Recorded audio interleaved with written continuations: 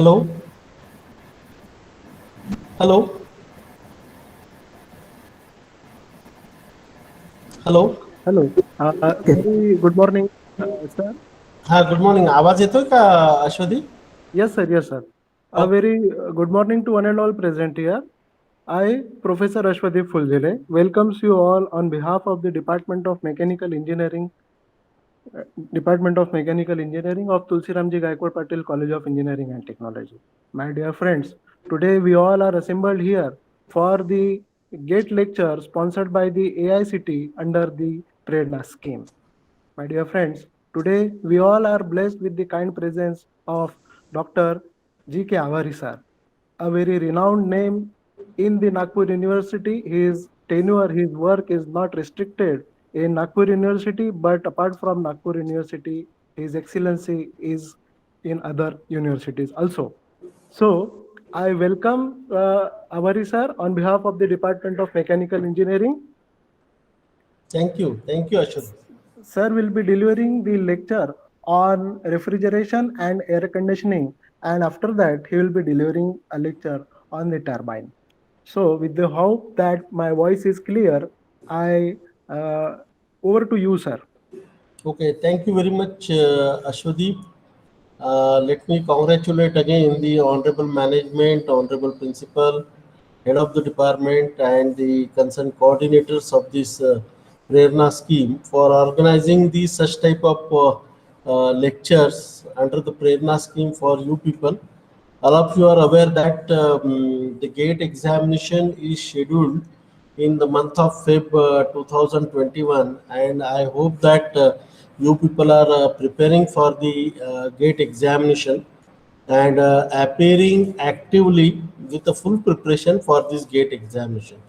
And in this particular scheme, basically, I have delivered some of the lectures on the hydraulics and the properties and the fluid properties like that.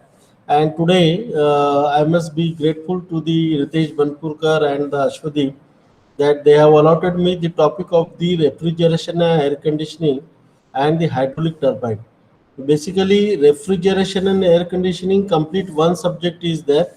Okay, so and hydraulic machinery also complete one subject is there. So teaching the subjects, complete subjects in 1 hour span of time. Okay, RAC and 1 hour span of time, hydraulic turbine. It is rather a challenging task for me, but in this 2 hour span of time, I would like to see that all you people brush up your knowledge about the refrigeration, air conditioning, and also the hydraulic turbine, so that you could solve the numericals or you could solve the fundamental questions which is being asked in the GATE examination. So let me start my presentation now.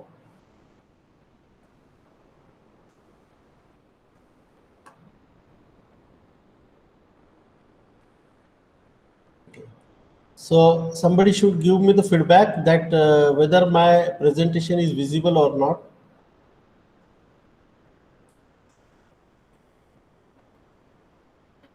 Yes, sir, it is visible. Visible, no? So I will make it to slideshow now.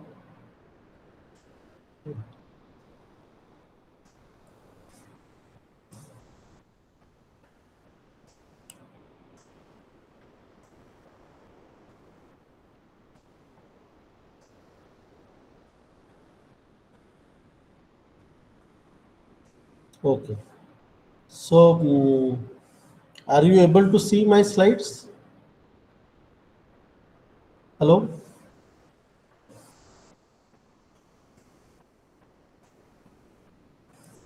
Ashwadeep.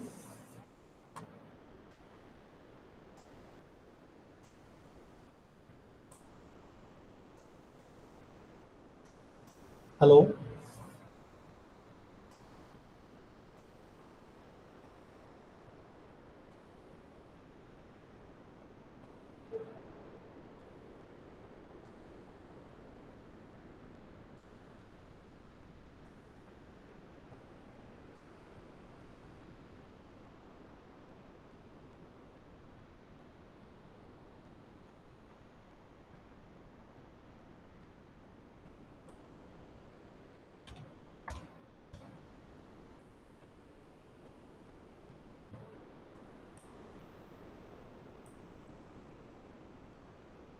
Hello.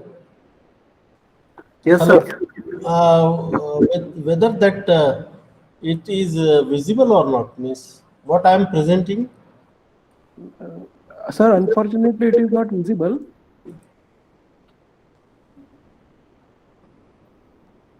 Okay. Now. Yes, sir, Yes, visible. sir. Yes, sir. Okay. Thank you very much. So basically, I will be talking about the refrigeration and air conditioning and the hydraulic turbine.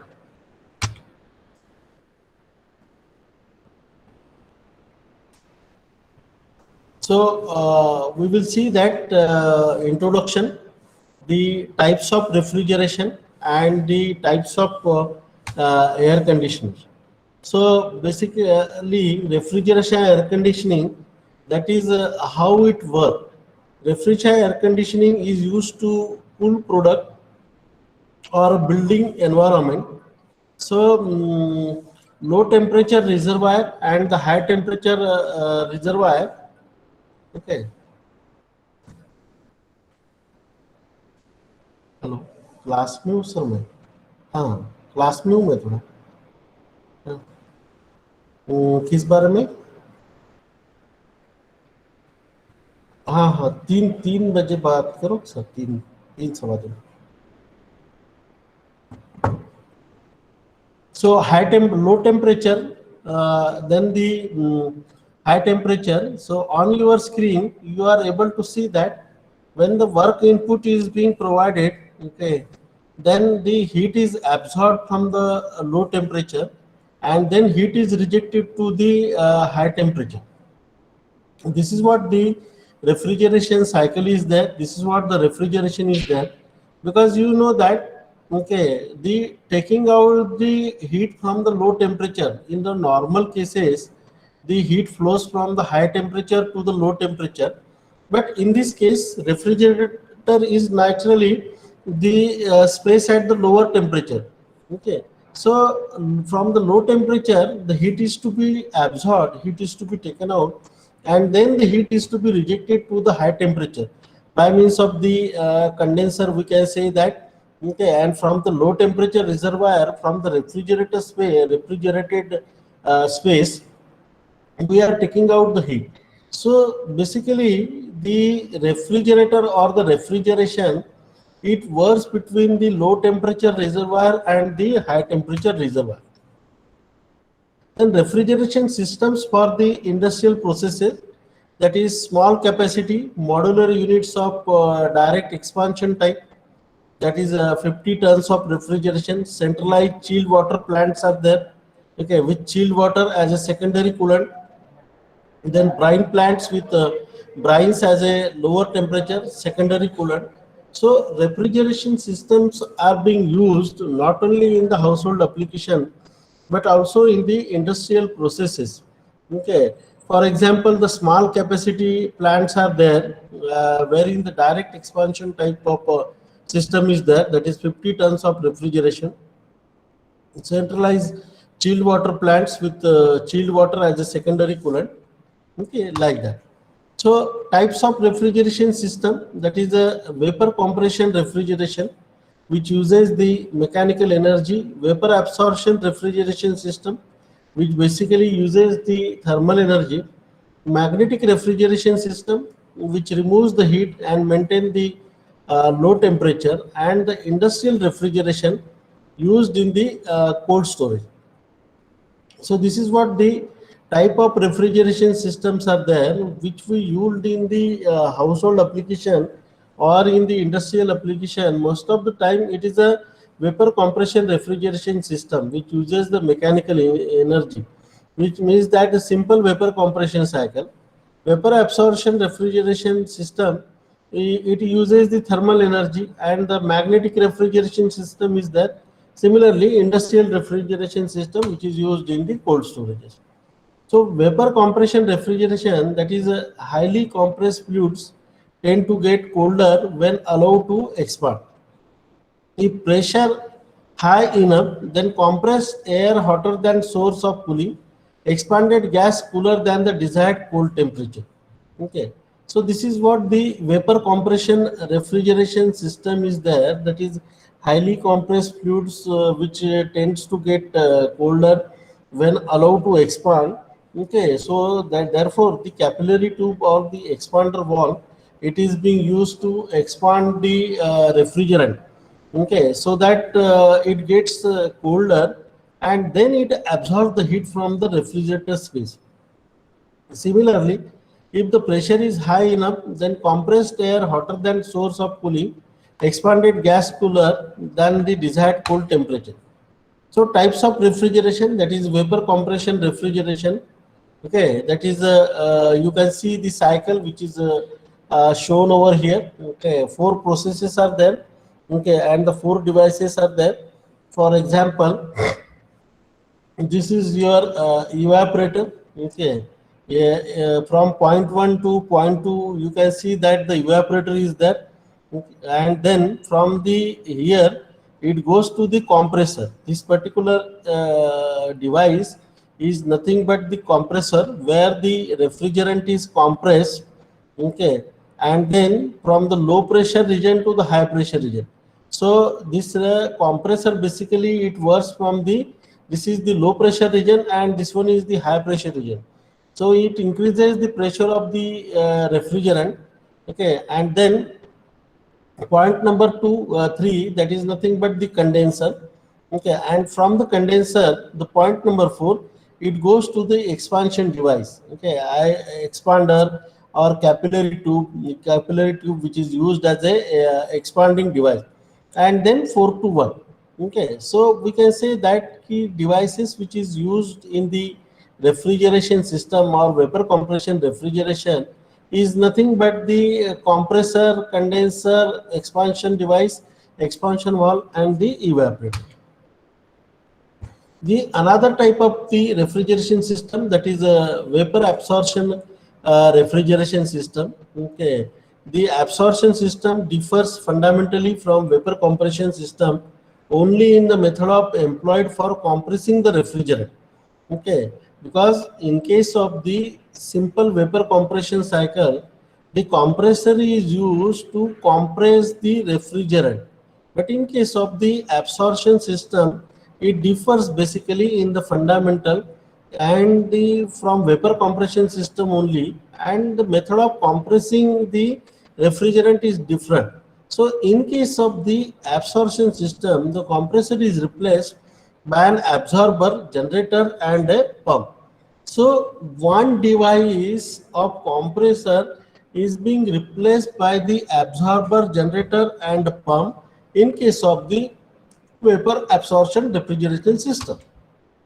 So this is what the on your screen you can see that the vapor absorption refrigeration system.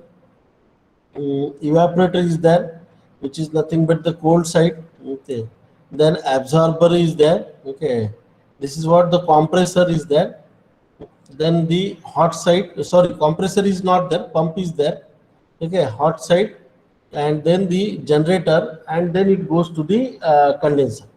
So what we can see is that instead of compressor, in case of the vapor absorption system, the absorber, generator, and the this pump. Okay, these are the three devices which is being used, and the compressor is being replaced. Okay, with these three devices.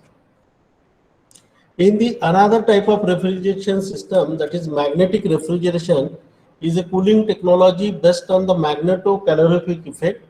It is used to attain temperature well below the 1 Kelvin. Okay. So types of refrigeration, that is a magnetic refrigeration cycle. Okay. You can see that exchange heat, isomagnetic entropic transfer, remove field adiabatic demagnetization, remove heat isomagnetic enthalpic transfer, apply field adiabatic magnetization. Okay, like that. This is T plus delta T. Here remove heat T. Okay, T minus delta T. Then the industrial refrigeration system for cold storage process, cooling water, chilling, individual quick freezing. Okay, up to 5 tons of refrigeration capacity using halocarbon or ammonia. So it is complete with the compressors, condensers, and all vessels and electrical equipment required. Okay, so these are the big capacity plants are there in the industrial refrigeration, wherein, okay, 500-ton capacity using halocarbons and ammonia. Okay, it is being used. Hello, हा नमस्कार madam. हा नमस्कार. हा हो, लगेच पाठवतो मी, झालेली आहे कंपाईलला, पाठवतो. So industrial refrigeration cycle, you can see that the evaporator is there. Okay, from the evaporator, that is a low pressure vapor.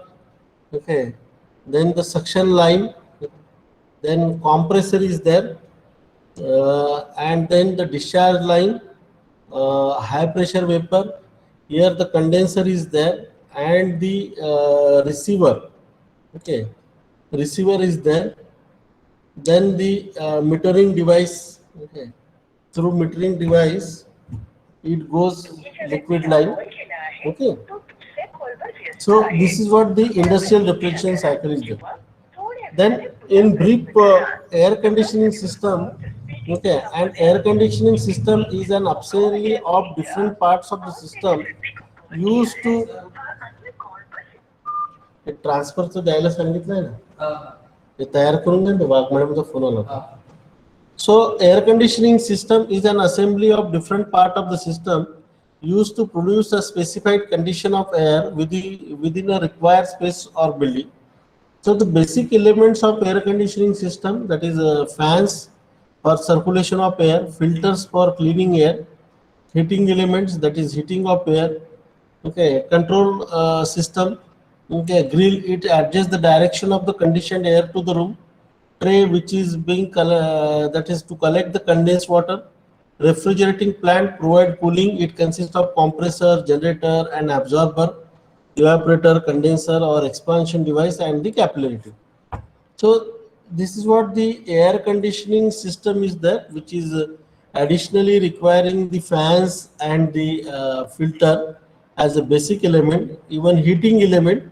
Okay, depends upon the type of air conditioning system. For example, if it is to be offered in the cold areas like Jammu Kashmir or in the winter, then it requires a heating element, heating of the air.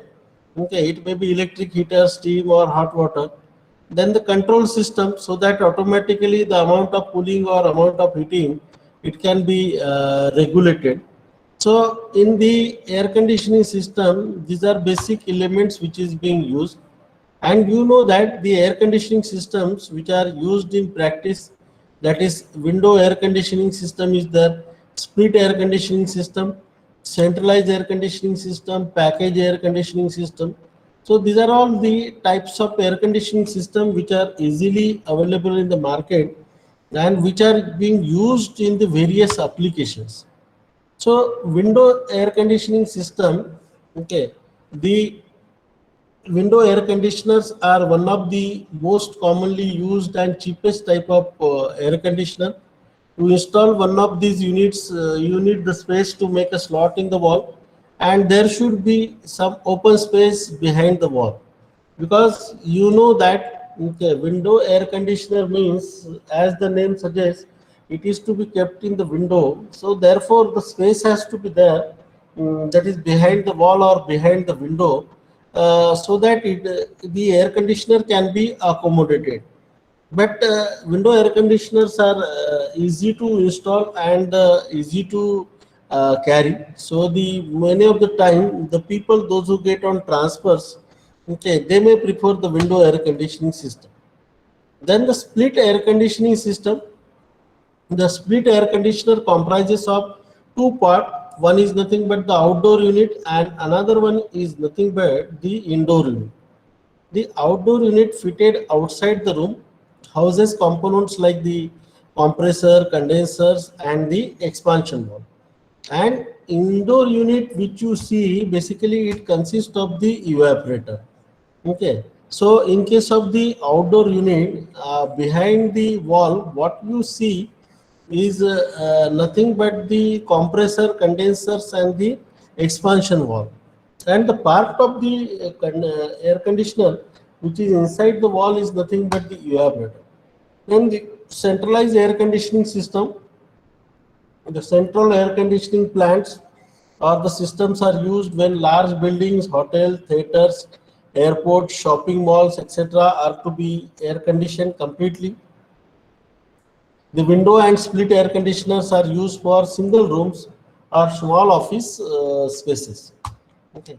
Package air conditioning system. The package air conditioners are used for the cooling capacities in between the two extremes. Okay. That is, package air conditioners are available in the fixed rated capacity, that is 3 ton, 5 tons, 7 tons, or 10 tons, or 15 tons, like that. These units are used commonly in places like a restaurant, telephone exchanges, homes, and the smaller. So you will be able to see the various compressors, various devices which is used in the air conditioning system. This is nothing but the compressor which you are able to see, okay, which compresses the refrigerant. In a refrigerator, we use the hermetically sealed compressor. Not such type of compressors are being used. Okay, and then the condensers. Okay, this type of condensers are used. Evaporator. Okay, which extract the heats from the cold room. So evaporator and the receiver. So package air conditioning system, it looks like this one. These are the window air conditioning system, okay, which is kept in the windows. Centralized air conditioning systems. Okay. You know that at a particular another location, the complete air conditioner system, okay, that is compressor and the it is being, or the condenser, it is being installed, and from there, okay, through the duct, the cool air is being carried out to the various places. So this type of system is nothing but the centralized air conditioning system. This is what normally which we see nowadays in the household application is nothing but the split air conditioning system. Okay. So these are all the package, window, centralized, and the split air conditioning system. So in the beginning, what we can say that the refrigerator consists of two compartments, one for the frozen atom and the other for the atoms requiring refrigeration but not freezing. Okay, and it can throw all the heat from the loads inside the compartment and make it cool and long lasting life. It's suitable for application in food and medical industry. We can also say that the objective of this experiment have been, okay. So let us see the refrigeration cycle. Okay. The after completing this chapter, basically after completing this presentation, you will be able to apply the general principles of mechanical and absorption refrigeration, explain how refrigerants absorb and reject heat, arrange the basic mechanical refrigeration cycle, components in the proper order, and describe the operating characteristics of various types of compressors. Okay. Describe the air and the water cooled condensers. Describes various metering devices of the expansion devices. Describing the characteristics of DX coils and liquid chiller evaporator. Describe the operation of the absorption refrigeration cycle. General principles of refrigeration, that is process of extracting heat from a substance. Okay, window air conditioner and central system absorb heats from the occupied space, transfer this heat to the outside area, and larger system rely on the same principle. Okay. Then refrigeration capacity, that is it is expressed in the tons of refrigeration effect, tons of refrigeration. You might have studied this subject in the final year of mechanical engineering. So basically, the 1 ton is equal to 144 BTU, British thermal unit. Okay, so 288,000 BTU per day. So 1 ton is nothing but the 12,000 BTU per hour. So system capacity, that is what I can say, that 12 lakhs BTU per hour. So 12 lakhs BTU per hour divided by 12,000 is equal to 100 ton. So refrigeration capacity is expressed in terms of the tons of refrigeration. Okay. The refrigerants are used in the system, refrigeration system. It absorbs heat by evaporating a low temperature and pressure, reject heat by condensing at a higher temperature and pressure, and halogen refrigerants are commonly used in mechanical refrigerant system. Okay, halogen category of refrigerant. So temperature pressure relationship of refrigerant, that is pressures are changed in order to change the saturation temperature of the refrigerant. The PT chart provides the relationship between the temperature and the pressure of the various refrigerant. So basic mechanical refrigeration cycle, what we have seen just now is nothing but the compressor. What is the function of the compressor? It raises the temperature and pressure of the refrigerant. Then the condenser, that is removing the heat that was added to the system by the evaporator and compressor. Okay, metering device, that is controls refrigerant flow to the evaporator.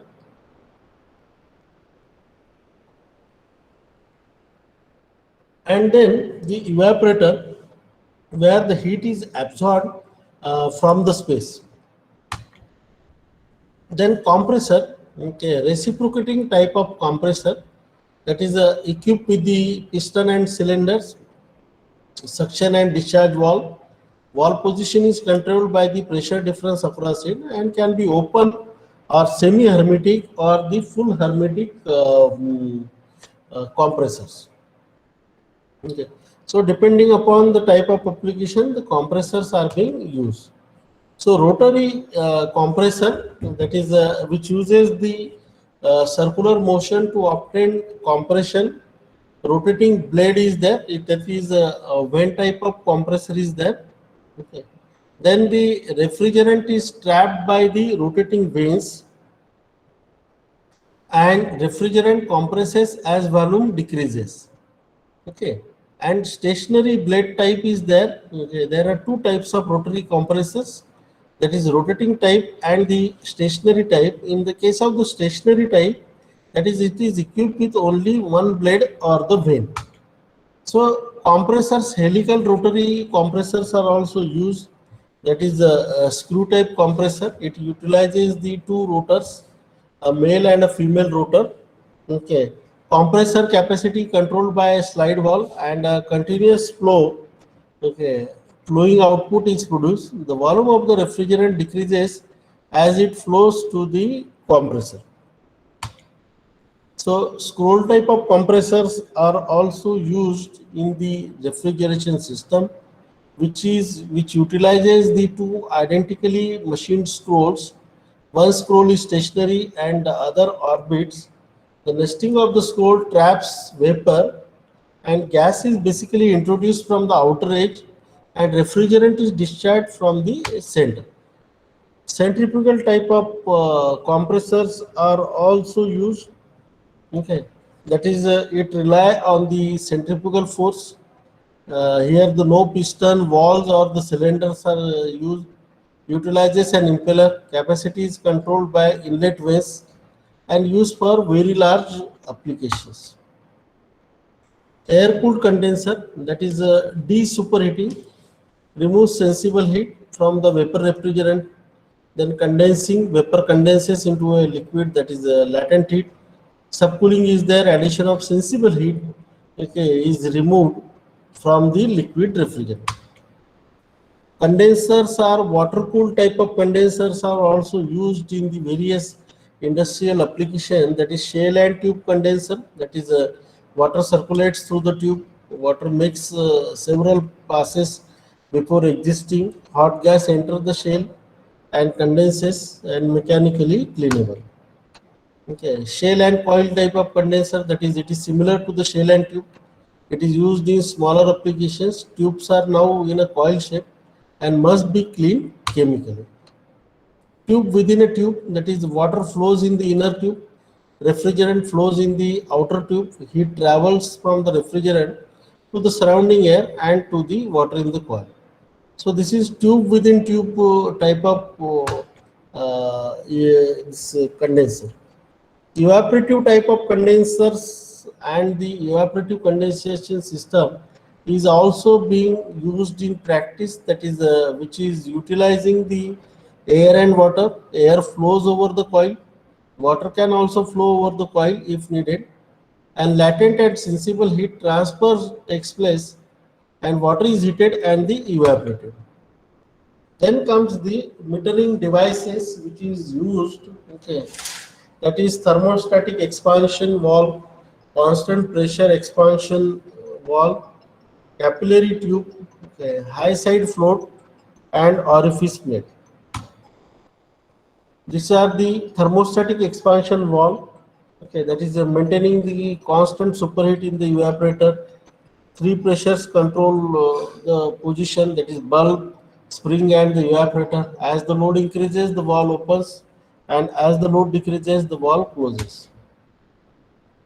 So introduction to the that is the constant pressure expansion valve maintains constant evaporator pressure.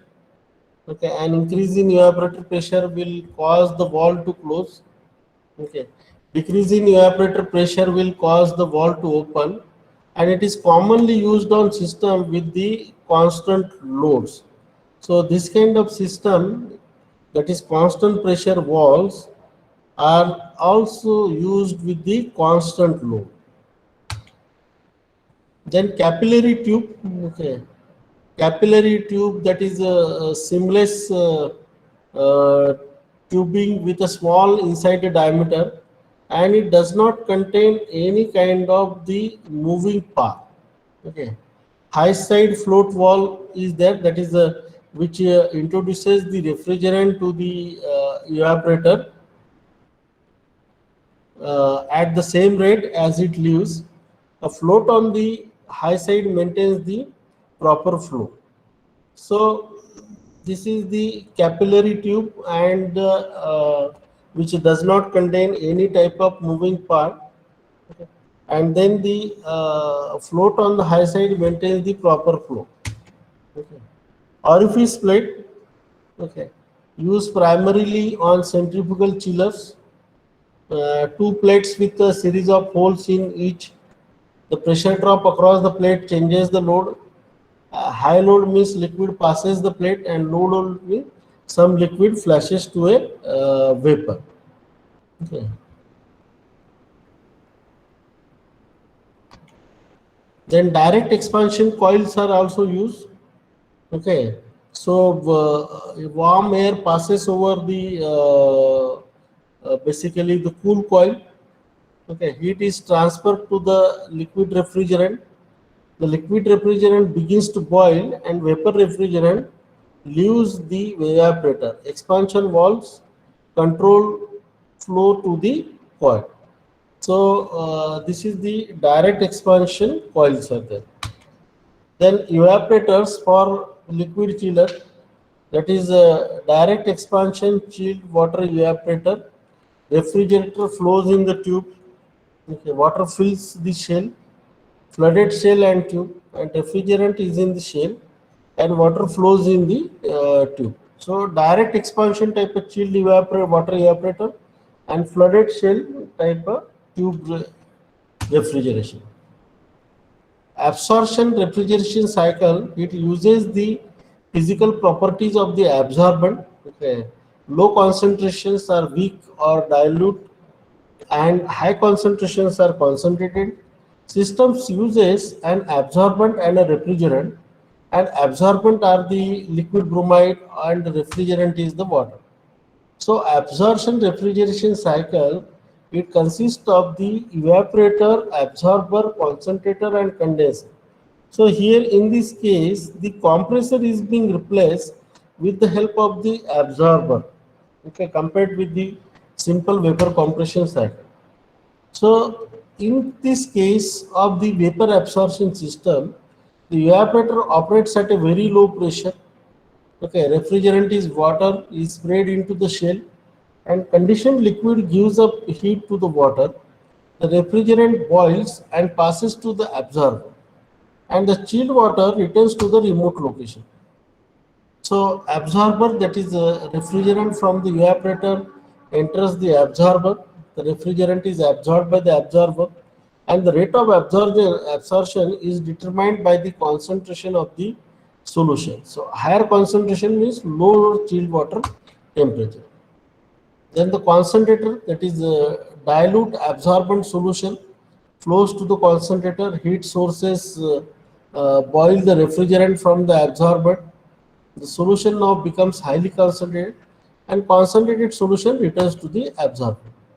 Similarly, the condenser,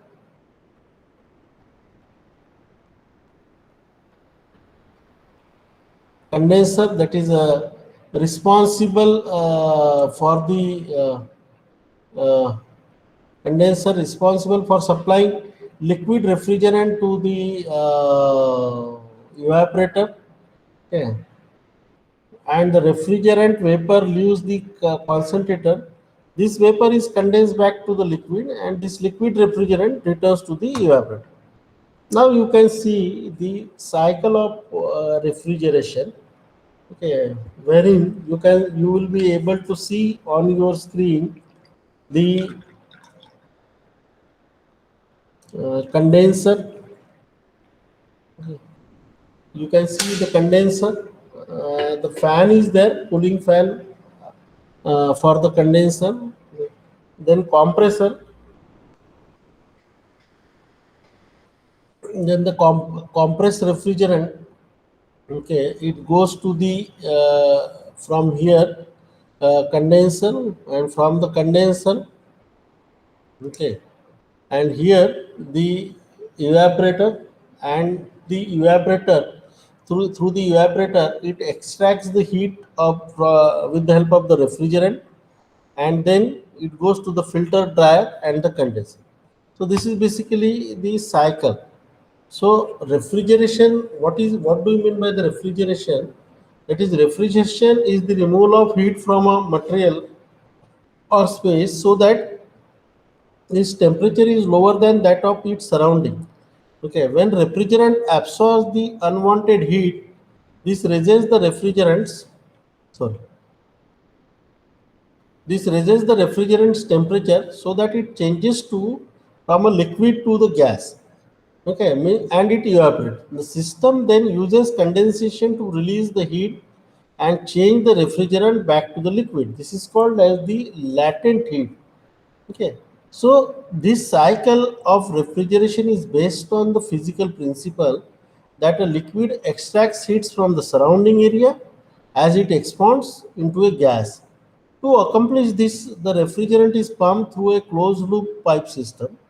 The closed loop pipe system stops the refrigerant from becoming contaminated and control its streams. So refrigerant will be both vapor and the liquid in the loop. Okay. So one term is coming into the picture in case of the refrigeration, that is saturation temperature. So it can be defined as the temperature of a liquid, vapor, or a solid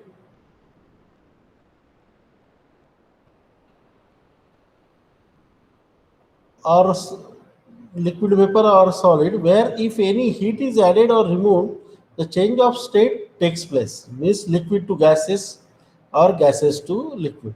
So change of states transfers a large amount of energy. At saturation temperature, the materials are sensitive to additions or removal of heat. So water is an example of how saturation property of a material can transfer a large amount of heat. So refrigerant uses the same principle as ice. For any given pressure, the refrigerants have a saturation temperature. If the pressure is low, the saturation temperature is low. If the pressure is high, the saturation temperature is high. Similarly, another term which is coming into the picture, that is the latent heat. So heat required to change a liquid to a gas, okay, or heat that must be removed from a gas to condense to a liquid without any change in the temperature. Okay. So Heat is a form of energy that is transferred from one object to the another. So heat is a form of energy transferred in the difference in the temperature, and heat energy can occur when there is a temperature difference between the two or more objects. Heat will only flow from a warm object to a colder object. The heat transfer is greatest when there is a large temperature difference between the two objects. Okay. Now there are basically the graphical demo of the refrigeration cycle, which you can see that four main components in a refrigeration system, which we have studied now and which will be elaborating now. Okay, so that is nothing but the compressor, condensing coil, and the metering device and the evaporator. So two different pressures exists in the refrigeration cycle. That is the evaporator pressure, that is it is at the low pressure in the low side, and the condenser or the high pressure in the high side. So these pressure areas are divided by the other two components. On one end is the metering device which controls the refrigerant flow, and on the other end is the compressor. Then the type of compressor, hermetically sealed compressor, or the compressor which you will be able to see on your screen, which is used in the refrigeration system. That is, compressor is basically the heart of the system. So the compressor does not, what its name is, it compresses the okay, low pressure refrigerant vapor from the evaporator and compresses it into a high pressure vapor. Okay. The inlet to the compressor is called as the suction line. It brings the low pressure vapor into the compressor.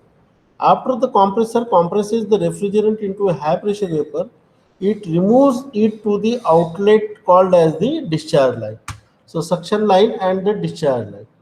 So you can see that the discharge line also here, condenser from the compressor, it goes to the expansion valve. Here the suction line, here the discharge line will be there. So discharge line leaves the compressor and runs to the inlet of the condenser. Because the refrigerant was compressed, okay, so it is a hot pressure vapor. As pressure goes up, temperature goes up. The hot vapor enters the condenser and starts to flow through the tube. Okay, the high pressure liquid, it leaves the condenser through the liquid line and travels to the metering device. So sometimes running through a filter dryer first to remove any dirt or foreign particles. Then metering device which regulate the flow, how much is required as per the requirement. Liquid refrigerant, it enters the evaporator. Okay, depending upon the load onto the system, the metering device, it provides the cooled refrigerant to the evaporator. Okay, so common used in metering devices are small thin copper tubes referred to as the cap tubes. Okay, metering device tries to maintain a present temperature difference and superheat between the inlet and outlet openings of the evaporator. Here you can see that the phase change which is being taking place when the liquid refrigerant enters the evaporator, change in the phase from liquid to the gases. Thermal expansion demo. Okay, thermal expansion valves are used. The evaporator demo. Okay, you can see that the evaporator, this is the inlet, outlet, here superheated vapor, and the low pressure liquid leaves the metering device and enters the evaporator. So usually a fan will move warm air from the conditioned space across the evaporator fin coil. The amount of heat added to the liquid to make it. So one way to charge the system with refrigerant is by superheat. Then review of refrigerant cycle. Okay, you can see that starting at the compressor. Okay, the low pressure vapor refrigerant is compressed and discharged out of the compressor. The refrigerant at this point basically is high temperature, high pressure, superheated vapor, and the high pressure refrigerant flows to the condenser by the way of discharge line. Then the condenser, okay, changes the high pressure condenser changes the high pressure refrigerant in a high temperature vapor to a low temperature high pressure liquid and leaves through a liquid line. ठीक है? The high pressure refrigerant then flows through the filter dryer to the thermal expansion valve. So the vapor compression cycle is basically a common method of transferring the heat from a low temperature to a high temperature. So this is the cold refrigerated space. Okay, this is the refrigerator. Required input is being provided. Okay, desired output. अरे Bapat sir. Desired output that is heat is extracted. त्याला बोलो warm environment. Then here the heat pump. Okay, it work between the cold environment and the warm house. ठीक है?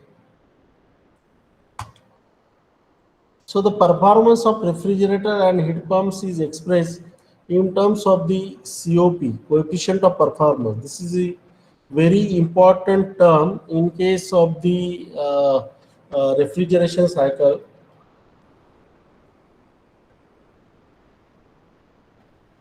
So COP of a refrigerator is nothing but desired output divided by desired input.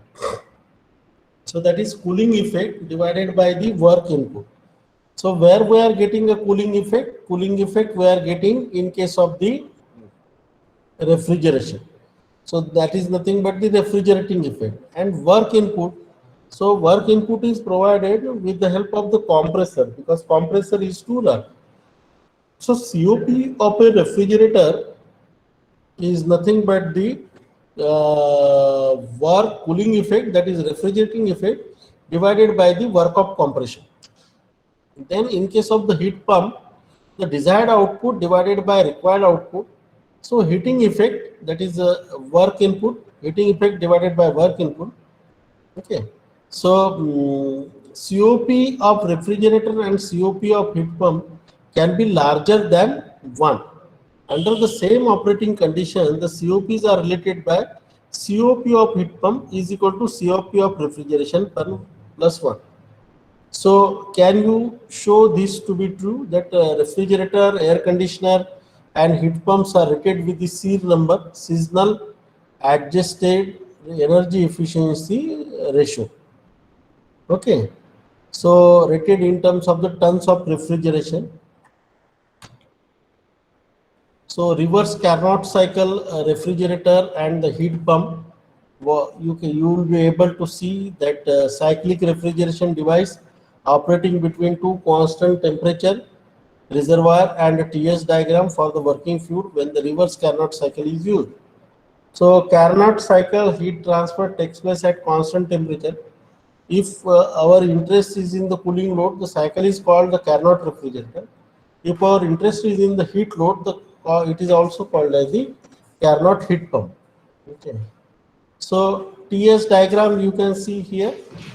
That is a warm medium, cold medium, condenser, evaporator, compressor, and the turbine. Akshay.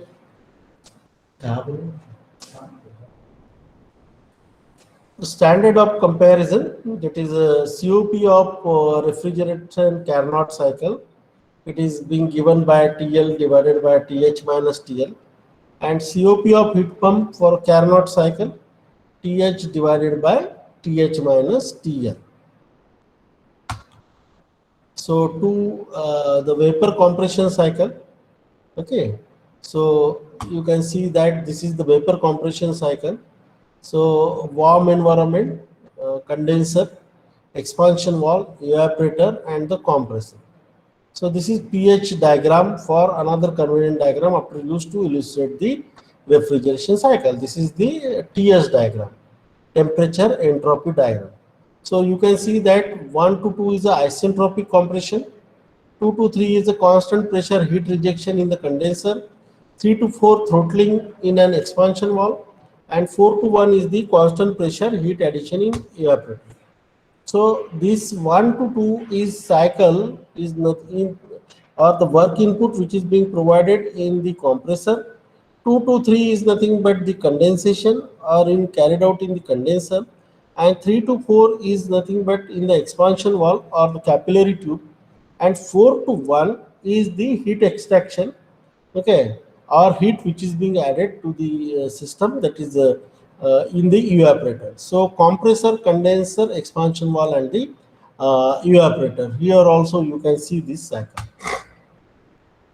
So ordinary household refrigerator is good example of the application of this particular cycle. So result of the this COP of a refrigerator, that is QL divided by that is work input. Okay. So what is the QL now? Okay, QL is nothing but this is, see the pressure enthalpy chart. So this is H1, okay, minus H4. So it is written as H1 minus H4. Okay, go to the earlier diagram. Okay, work input is provided. What kind of work input is provided in the compressor? That is H2 minus H1. So COP of a refrigerator is nothing but H1 minus H4. Okay, enthalpy difference H1 minus H4 divided by H2 minus H1. And COP of a heat pump is H2 minus H3. Okay, COP, that is of the heat pump, that is H2 minus H3, okay, divided by H2 minus H1. Let us take this example and then we will conclude with the topic of refrigeration and begin with the hydraulic turbine. That is a refrigerant 134A is the working fluid in an ideal compression refrigeration cycle. The refrigerant leaves the evaporator at minus 20 degrees centigrade and has a condenser pressure of 0.9 megapascal. The mass flow rate is 3 kg per minute. Find the COP of the refrigeration, COP of the refrigeration when the Carnot cycle is used, and Tmax and the T minimum, and the tons of refrigeration. So using R134 table, you need to go to the table for taking out some values. Either it will be given in the gate examination, these values, or otherwise you will be given the table. From the table you have to pick up the values of H1, S1, okay, PS2, PS1, like that, and then calculate. So COP of a refrigerator, it comes out to be QL divided by WL, that is H1 minus H4 divided by H2 minus H1, is equal to 3.44. And tons of refrigeration, which is often called the cooling load or refrigeration effect, okay, that is coming out to be M into mass flow rate into H1 minus H4. So it is given 3 kg per minute. It is coming out to be 1.594 tons of refrigeration. Similarly, COP of a Carnot cycle is being calculated as a 3.97. So another measure of the effectiveness of refrigeration cycle is how much input power to the compressor in horsepower is required in each step of the cooling. Okay. So this actual vapor compression cycle is somewhat different one. Okay, where you can see that this is the actual simple vapor compression system. Then the heat pump systems. Okay, heat pump operation, cooling zone, cascade refrigeration systems, multi-stage compression refrigeration systems are also there. Here you can see that the two compressors are being used: low pressure compressor, high pressure compressor. Okay. Then multi-purpose refrigeration system, that is a refrigerator with a single compressor can provide refrigerant several temperature by throttling the refrigerant cycle. Then liquefaction of the gases. Okay. Another way of improving the performance of vapor compression refrigeration system is by using multi-stage compression with regenerative cooling, gas refrigeration systems, absorption type of refrigeration systems, then thermoelectric refrigeration systems. Okay, so here we will take a 1 minute break, okay, on the refrigeration system, and then we will start with the hydraulic turbines.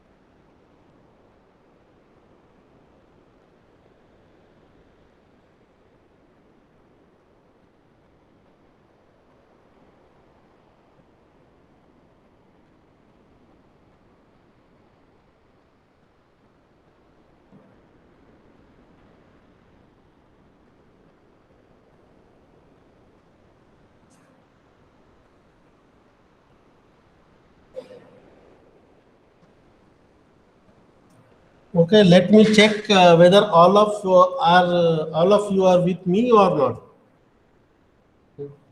Can anybody respond? Yes, sir. Okay, so all the students are with me. No? Yes, yes. Okay. So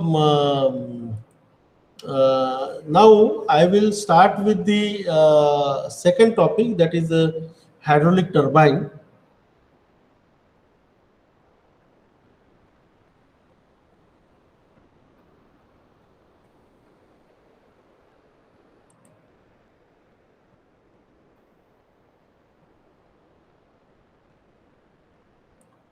So this kind of turbines are used in the Hadal power station, and you might have studied these turbines in the second year or the third year of the mechanical engineering or the civil engineering, wherein you were being offered with the that is subjects like a fluid power 1 and the fluid power 2.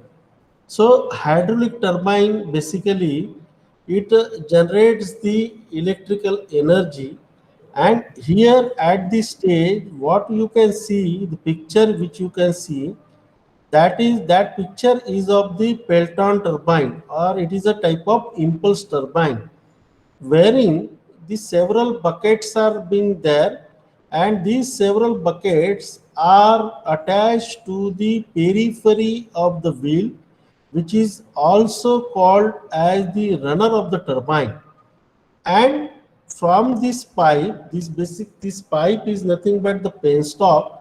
From this pipe, okay, here the nozzle is there, which is attached to the end of the pipe. Due to the nozzle and the change in the cross sectional area of the nozzle, because you know that Q is equal to A into V, means you discharge flow rate of the water is nothing but the area multiplied by the velocity. So if the area goes on reducing, then what will happen? The velocity or the kinetic head of the liquid, it will increase. Okay, which means that the pressure energy of the liquid, pressure energy of the water is being getting converted into the velocity energy or the kinetic energy, and there is a formation of the jet of water, and this jet of water, when it strikes onto the buckets of the turbine, it does the work done, and then this wheel starts rotating. Okay, when the first bucket is being replaced, at the same time the second bucket is coming into the picture, because the wheel has started rotating, and continuously due to the striking of the jet of water which is being issued through the nozzle and the penstock, there is a work done, and this runner starts rotating. When the runner starts rotating, this runner is being directly coupled with the generator, which further generates the electricity. So in our country, there are many more Hadal power stations are there. Nearer to Nagpur, we have the Pench Prakalpa, wherein the hydroelectric power plant is there. You might be knowing that Bhakranangal Dam project is there. You might be knowing that that is at Paitan also. The Jayakwadi Dharan is there, where the power plant is there. Okay, Koyna Dam is there, where the hydroelectric power plant is there. So there are many installations in the country as well as throughout the world where the hydraulic energy of the liquid is getting converted into the mechanical energy. Further, mechanical energy is converted into the electric energy with the help of such hydraulic turbine. And nowadays, these hydraulic turbines are also modernized, wherein this kind of generators are directly coupled to the turbine wheel or the runner of the turbine. So the content which we would like to see, that is a definition of hydraulic turbine, classification, okay, types of turbine, that is Pelton turbine, Francis turbine, and the Kaplan turbine, and the difference between the Pelton, Kaplan, and the Francis turbine. So this is what we would like to see today. okay, in this presentation. So water turbine, a rotary machine that converts kinetic energy and potential energy of water into mechanical work and rotate the shaft to produce the electric energy. So basically, the water turbine, it is converts the kinetic energy and potential energy of water into a mechanical work and rotate the shaft further to produce the electric energy. So basic working principle, that is hydraulic turbine, okay, converts the potential energy of water into the mechanical energy. One runner of the turbine and its blades, okay, for an axial flow turbine, okay, you can see on your screen also. So classification of the turbine, it are classified as a high head turbine, medium head turbine, and the low head turbine. The examples of the high head turbine, the Pelton turbine is an example of the high head turbine. Medium head turbine, that is Francis turbine, is an example of the medium head turbine. And the axial flow turbine, or the what I can say that Kaplan turbine, okay, is the example of the low head turbine. Okay, so based on the hydraulic action of the water, the turbines are classified as the impulse turbine, okay, and the reaction turbines. So impulse turbines means the available energy at the inlet of the turbine is nothing but the kinetic energy, because in this case, before entering the water into the turbine, the pressure energy of the liquid is converted into the kinetic energy, and there is a striking of jet of water onto the rudder of the wheel. Okay, that is nothing but the impulse turbine. And in case of the reaction turbine, the nozzle is not being used and the pressure of the liquid is not converted into the kinetic energy outside of the turbine. Basically, this process, it is happening inside the turbine, and the high, that is pressure energy is getting into the kinetic energy inside the casing. So therefore, okay, the reaction turbines are to be the closed casing reaction turbine, and in case of the impulse turbine, okay, open impulse turbines are there. Okay. So based on the hydraulic action, they are classified as the impulse turbine and the reaction turbine. Based on direction of flow of water in the runner, the tangential flow turbine, okay, then the radial flow turbines, axial flow turbines, and the mixed flow turbines. There are three most popular turbines which is used in the practice. That is nothing but the Pelton wheel, or is also called as the Pelton turbine. Okay.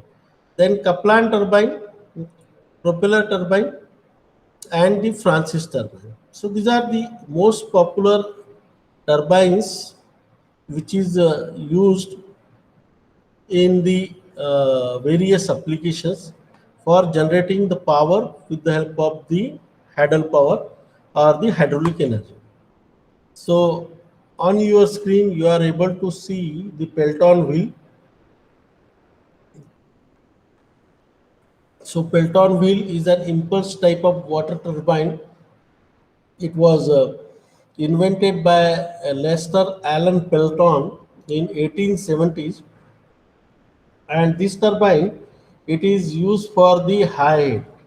Okay, you might have seen, because all of you are final year student, you might have seen that in the hydraulic laboratory. I hope that in your college, in the civil engineering department, this kind of turbine is available. Pelton turbine is available.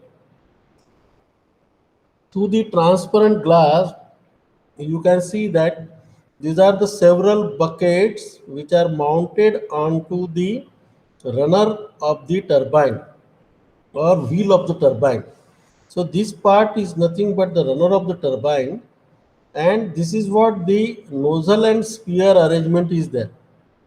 Because when we move the spear in the forward direction, we are reducing the quantity of water which is flowing towards the turbine.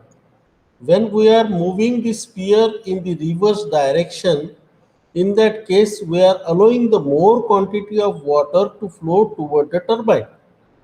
So therefore, depending upon the type of load under which the turbine is working, we have to regulate the flow of water to the turbine. So regulating the flow of water to the turbine is process is basically called as the governing mechanism. Okay, so automatically the as per the load, the what flow rate of the water, it is being adjusted with the help of the governing mechanism. So specifications of the Pelton turbine, that is power generation is about 400 megawatt. Okay, the speed rate ranges from 65 to 800 rpm.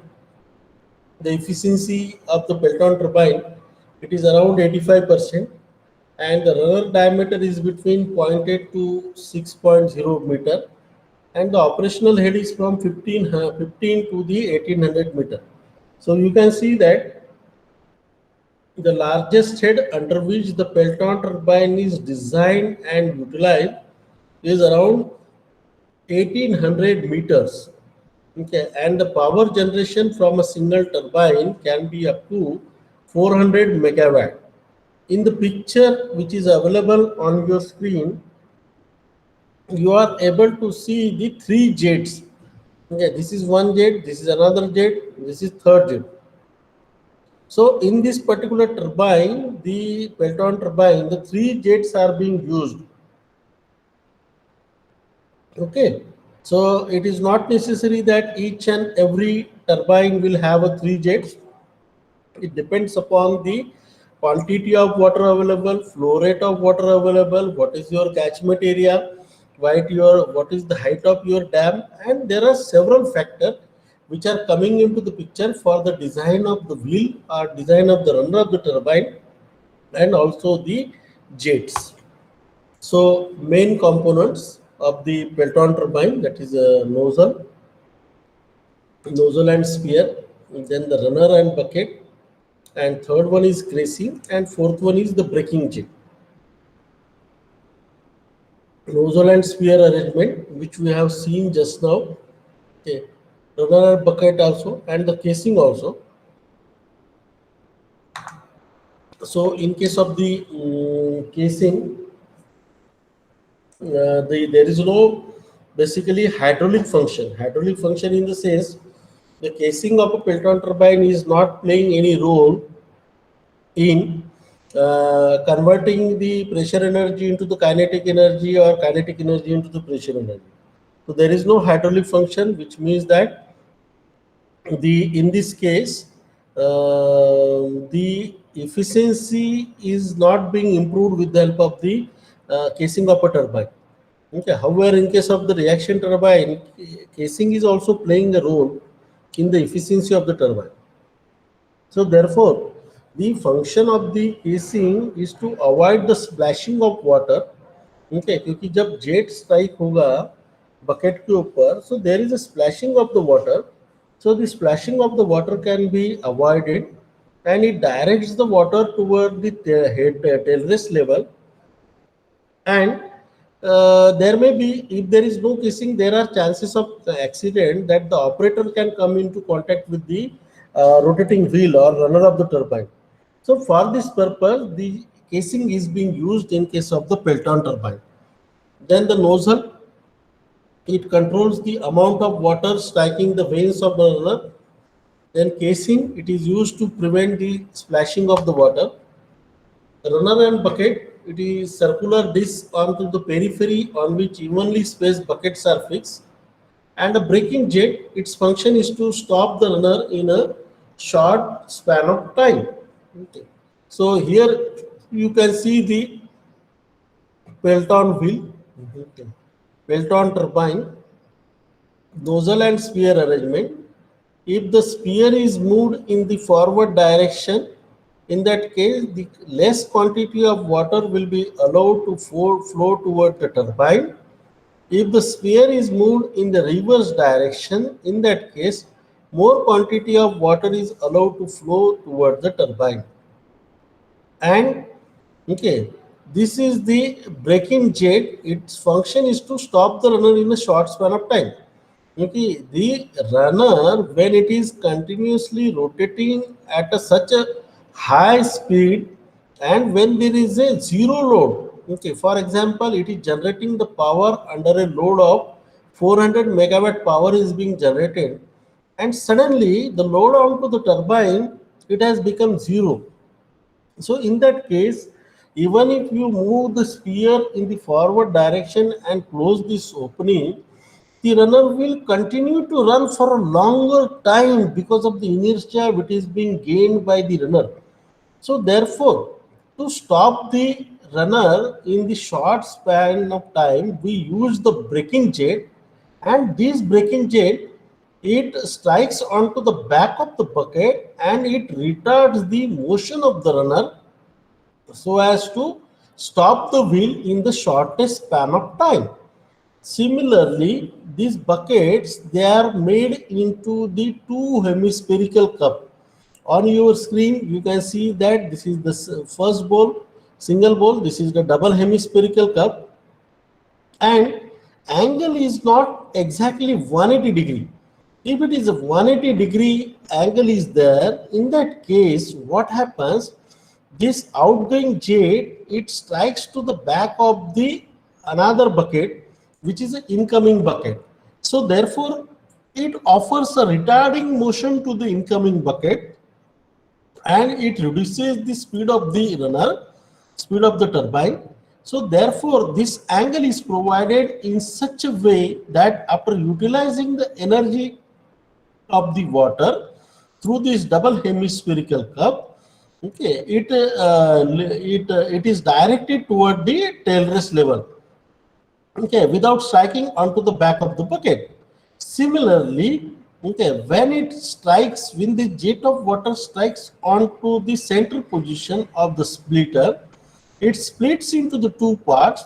The advantage of having such kind of two splits parts is basically to neutralize the axial thrust which is coming onto the bearings, because this runner is mounted onto the bearing. So for this purpose, the double hemispherical cup, okay, with a certain degree of 165 degree, 170 degree angle of deflection, it is being used in the practice. Okay. So in Felton turbine, we can see that the flow of water is tangential to the runner. So it is a tangential flow impulse turbine. The runner consists of a single wheel mounted onto the horizontal shaft. Okay. Water falls toward the turbine through a pipe called a penstock and flows through a nozzle. The high-speed jet of water hits the bucket, vanes onto the well and causes the wheel to rotate. And a spear rod has a spear-shaped end, can be moved by a hand wheel. So this movement controls the flow of water leaving the nozzle before it strikes the bucket. Okay.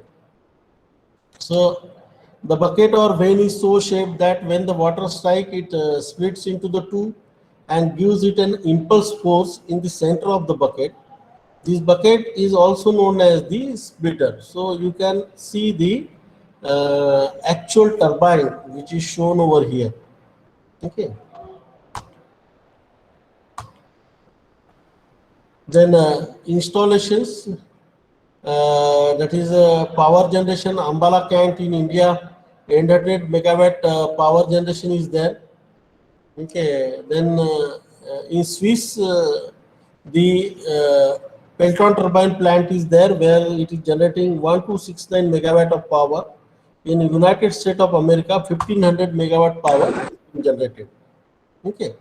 So then we will go to the reaction turbine after studying the impulse turbine, that is the Kaplan turbine. Example is Kaplan turbine. On your screen, you are able to see the size as well as the complete blades of the Kaplan turbine. So Kaplan turbine is a propeller type of water turbine which has adjustable blade. So these blades are adjustable, and it was developed in 1913 by Australian professor Victor Kaplan. It is mainly used for low head application. So depending upon the catchment area, what is the rainfall, what is the flow rate of the water through that particular region, okay, we need to select the turbine. If by constructing the dam, then if we have the higher head, we will go for the Pelton turbine. If the head available is low, in that case, we have to go for using the Kaplan turbine. So specifications of the Kaplan turbine, that is a head ranges from 10 to 70 meter. The output also it varies from 5 to 200 megawatt. Runner diameters are between 2 and 11 meters, and the rotational speed range from 69.2 rpm to the 429 rpm, and it gives the highest efficiency, which is over 90%.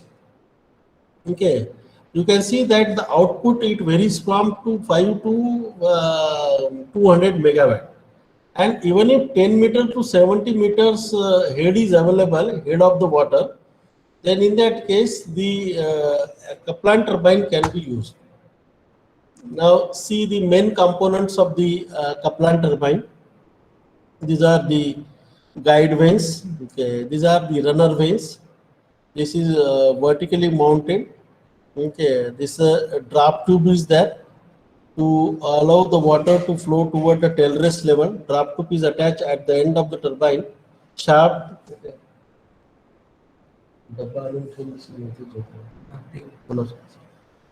And the hub is there.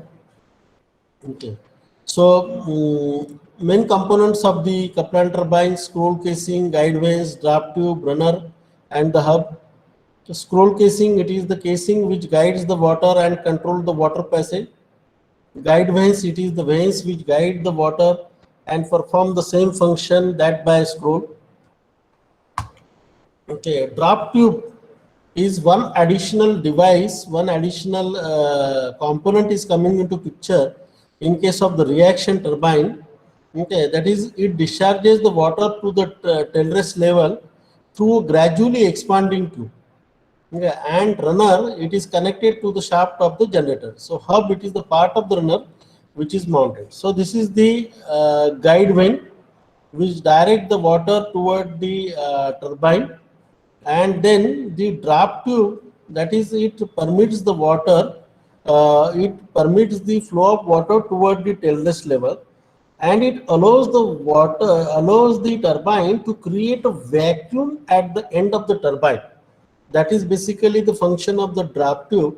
So therefore we can say that it is having the hydraulic function, or it is having the important role in improving the efficiency of the reaction turbine. So working of the Kaplan turbine, that is a water flow in runner and the water flow out. Okay, so the water flow from the penstock enter the scroll casing and then moves to the guide vanes. From the guide vanes, the water turns through 90-degree and flows axially through the runner. For Kaplan turbine, the shaft of the turbine is vertical, and the lower end of the shaft is made larger, is called as the hub or the boss, and the vanes are fixed onto the hub, and hence hub acts as a runner for axial flow turbine. So this is what the Kaplan turbine is there. Picture of the Kaplan turbine you are able to see. Applications: Kaplan turbines are used in the Indian scenario. Okay, Kandra, Kodasali, Almaty, and power generated is around 55 megawatt, 150 megawatt, 120 megawatt, and 275 megawatt, like that. Okay. Then comes the next turbine. Okay, and probably this will be the last turbine, which were last part of my presentation and last part of the today's lecture, which we'll be studying now. That is the Francis turbine. Okay, it is an invert flow reaction turbine that combines the radial and axial flow concept. It was developed by James Francis. Okay, so specification of this turbine, that is they operate in a water head from 40 meter to the 600 meter.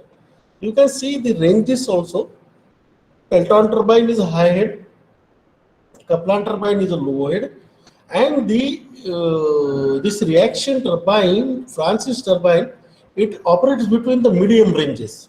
Okay, like a 40 meters to the 600 meters of the head water head.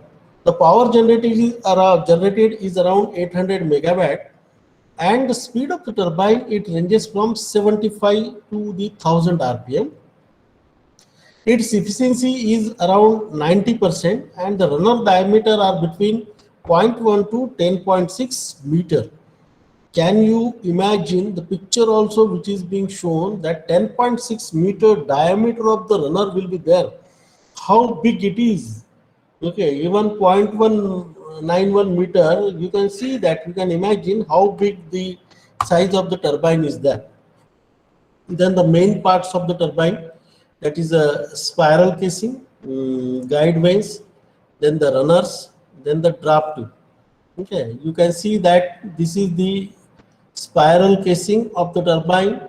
This is the runner which is mounted into the spiral casing, and this one is nothing but the draft tube. Okay, what the spiral casing does, it guides the water to the guide vanes and also controls the flow.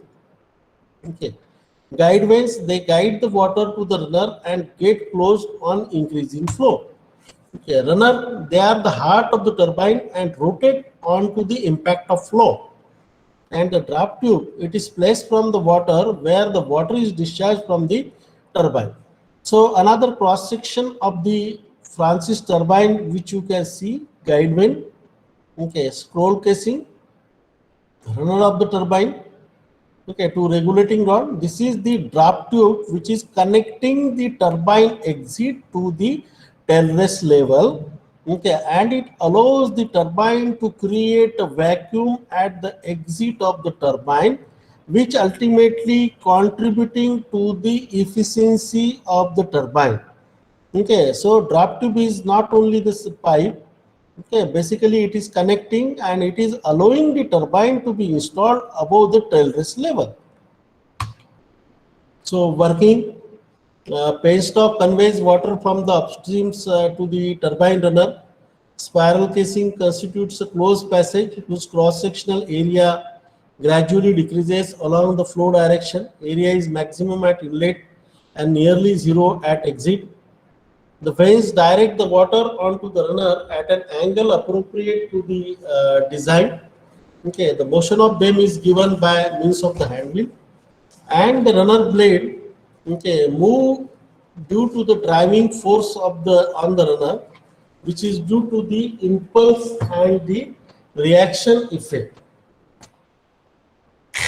Okay, so draft tube is gradually expanding tube which discharges water passing through the runner to the tail.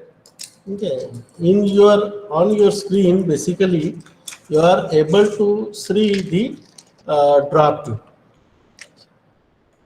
Okay, so this is the turbine which is being shown, and along with the draft tube which is available on your screen.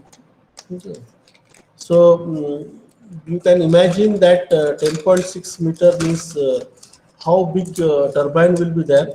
Okay. Even the human being, the man, will be able to stand onto the runner of the turbine. So that kind of big size will be there.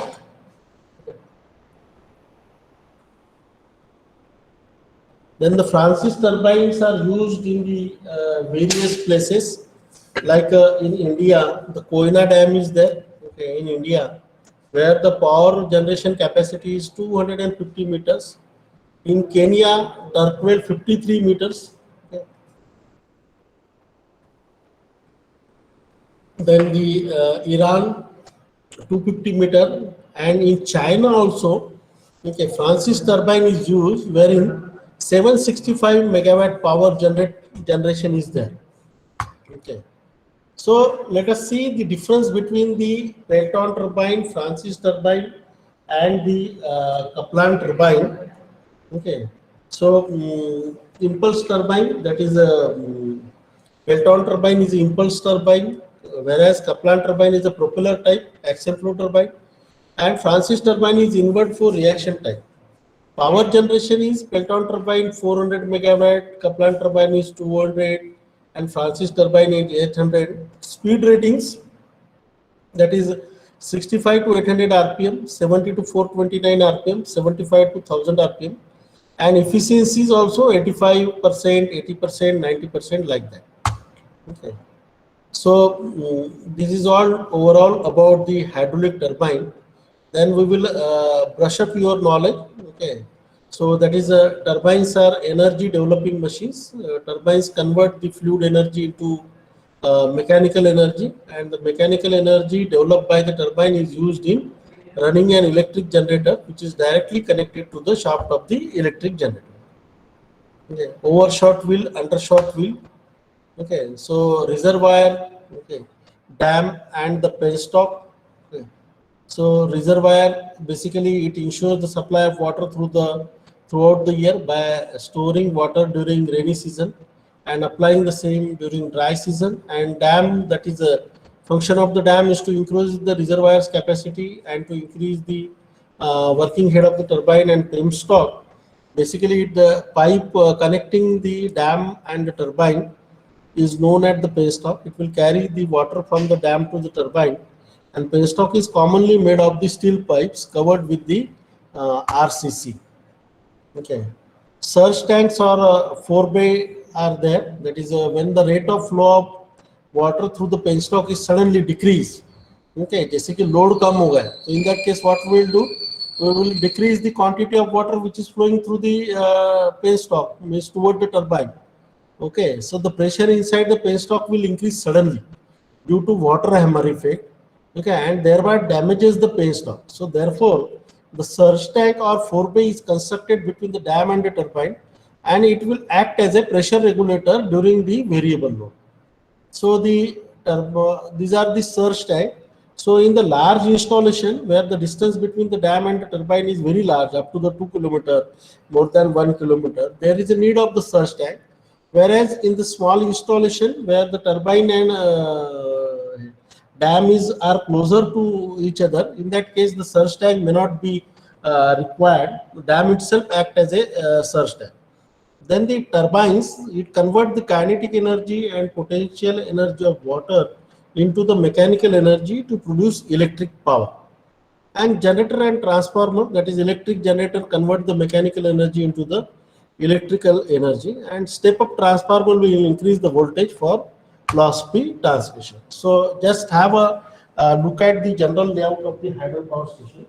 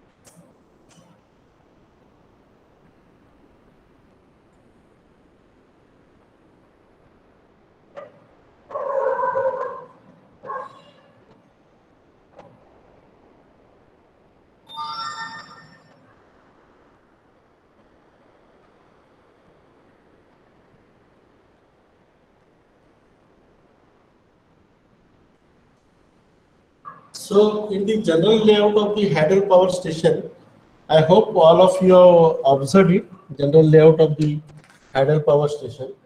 Okay. So you can see that medium head power plant is there. Okay. Reservoir, river is there, wherein the dam is being constructed. Okay. And this is the dam which is shown. This is forebay or the surge tank. and this is nothing but the penstock through which the water is allowed to flow toward the turbine. Okay. And this is the inlet valve, and powerhouse is there. Here the Francis turbine is shown, and then finally it goes to the tail race level. So this is the general layout of the hydel power station. Okay.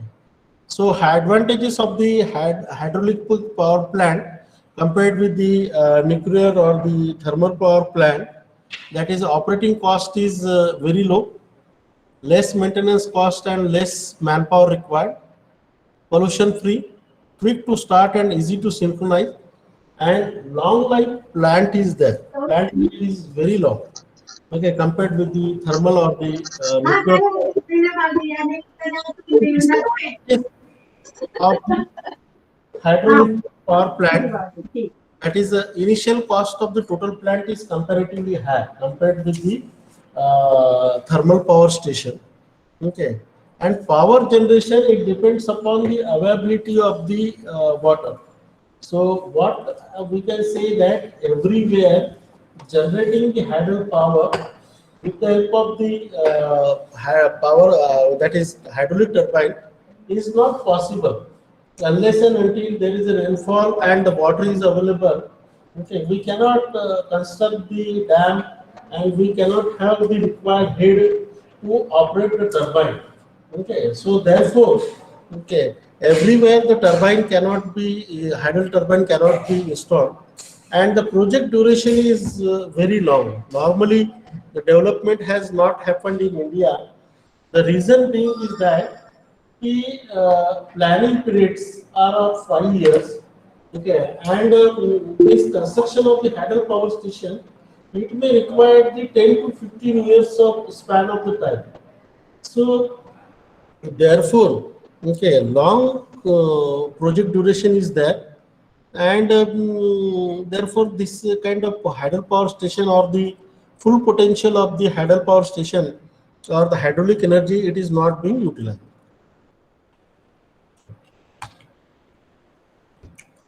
Then the gross head, the terms which is used in the gross head, that is the difference between the headrest level and the tailrest level, that is called as the gross head.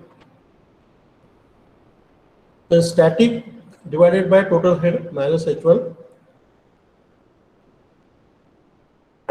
Then net or the effective head, that is head available at the entrance of the turbine, H is equal to H1 minus HF, and net head or for a reaction turbine is given by this equation. This is net head for a Pelton turbine. Yeah.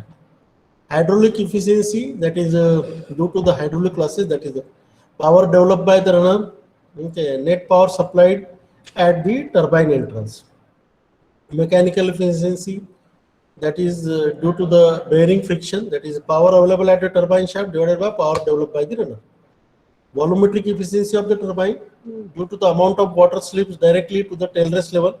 Okay, all amount of water, it cannot be its energy cannot be utilized. Some amount of water, it directly goes to the tailrest level.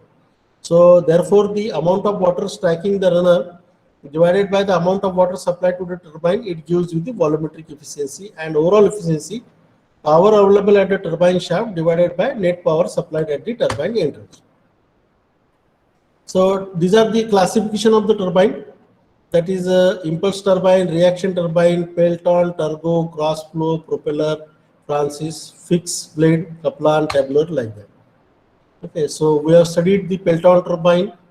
Example, Pelton turbine, that is impulse turbine, reaction turbine, Francis, and Kaplan turbine. So based on the working media, hydraulic turbine, steam turbine, gas turbine, high head turbine, medium head turbine, low head turbine, this is also we have studied. Then the specific speed coming into the picture, which is nothing but defined as the speed of in RPM of a geometrically similar turbine, which is identical in shape, dimensions, and blade angles and gate opening, with actual turbine working under unit head and developing a unit power. So specific speed is used to compare the turbines and denoted by NS. So horizontal turbine, vertical turbine, depending upon the runner, that is axial flow, mixed flow, tangential flow. Okay, this is what the Pelton turbine we have studied. Okay, these are all velocity triangles for a Pelton turbine. These are the various definitions. Okay, so with this, I conclude here. Okay, almost quarter to two is there. Okay, so I am thankful to all of you for the patience listening, and let me take any of your doubts are there. Okay, anything is there so that I can clarify. Otherwise, you can ask me at any time. My email ID is also given. Okay. And gkavari@gmail.com, and mobile number is 9922 966 173. So over to Ashwadi. Thank you. If anyone of you is having any query or any questions, first they can feel free to ask.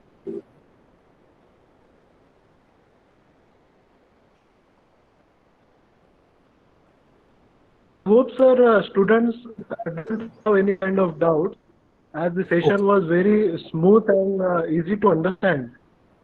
So I find that the session was concluded very nice. All the topics were taught was smooth, and I hope the students will score good marks with the relevant subjects, sir. Okay. Thank you. Thank you very much. Thank you very much, sir, for your valuable time, sir. We hope for your kind presence in further more topics, sir. Okay. Thank you. Shall I end now? Thank you, sir. Yes, sir. Yes. Thank you.